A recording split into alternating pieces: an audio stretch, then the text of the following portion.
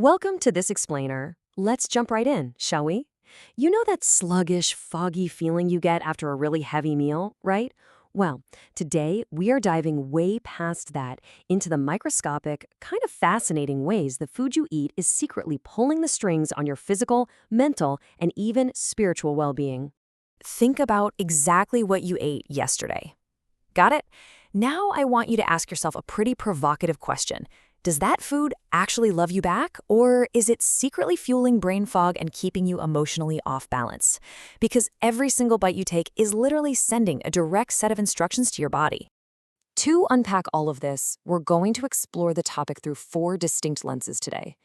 Your brain on food, the celebrity gut makeover, decoding your food cravings, and finally, ancient nutritional wisdom. Okay, section 1, your brain on food. Let's look at the hard clinical data on how what's on your plate physically acts as fuel for your mind.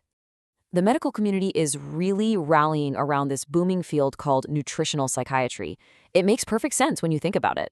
Imagine your brain is a high-performance engine that absolutely demands premium fuel. High-quality, antioxidant-rich foods protect your brain from oxidative stress and inflammation. But if you're putting in low-grade fuel, like heavily processed foods, your brain just loses the ability to clear out the toxic waste that builds up. Now, this number is absolutely staggering. 95%. 95% of your serotonin, that critical neurotransmitter that regulates your sleep and your mood, is produced right in your gastrointestinal tract, not in your brain. Your gut is lined with 100 million nerve cells, so your digestive system isn't just processing lunch, it's quite literally guiding your emotional state. And this deep connection totally explains some massive global health trends.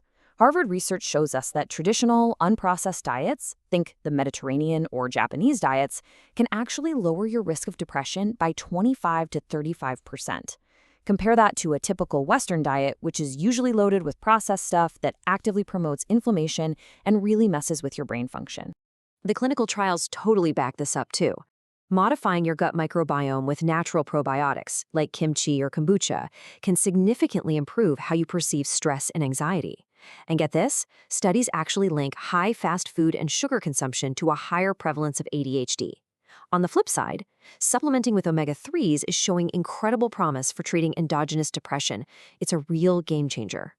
Moving right along to section 2, the celebrity gut makeover.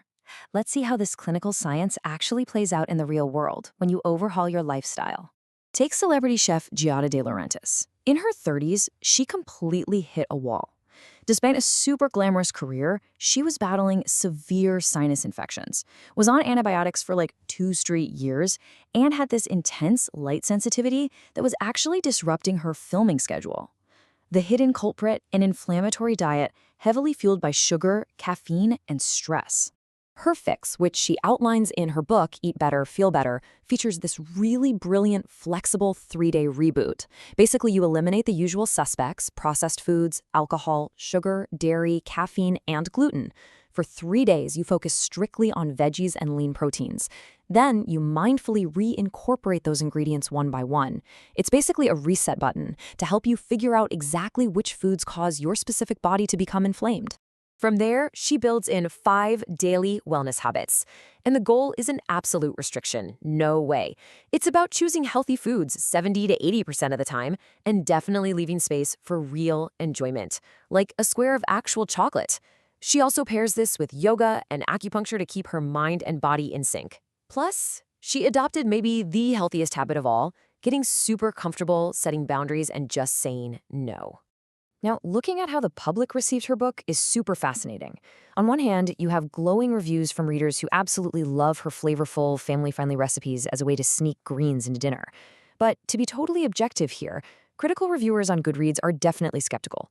They point out that her strict 1,100-calorie limit might not be medically sound for everyone, and they call out some of her more privileged, pseudoscientific wellness tactics, like infrared saunas. All right, section 3, decoding your food cravings. Building on this whole idea of listening to your body, what if our cravings are actually acting as detectives?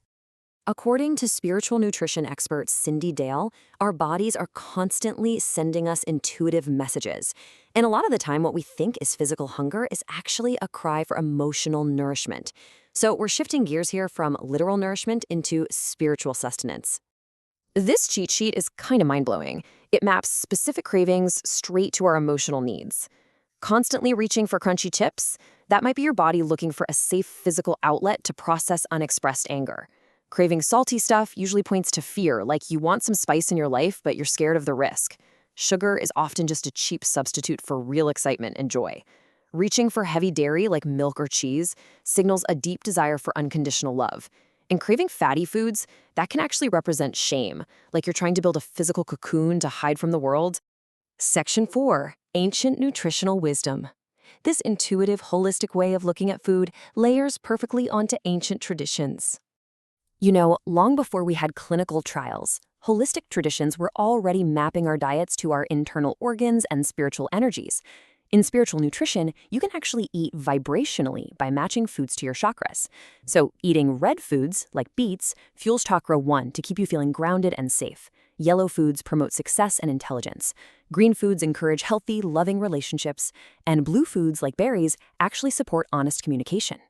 Similarly, Ayurvedic medicine prescribes specific diets based on your dosha, or your body type, using fundamental tastes to maintain harmony.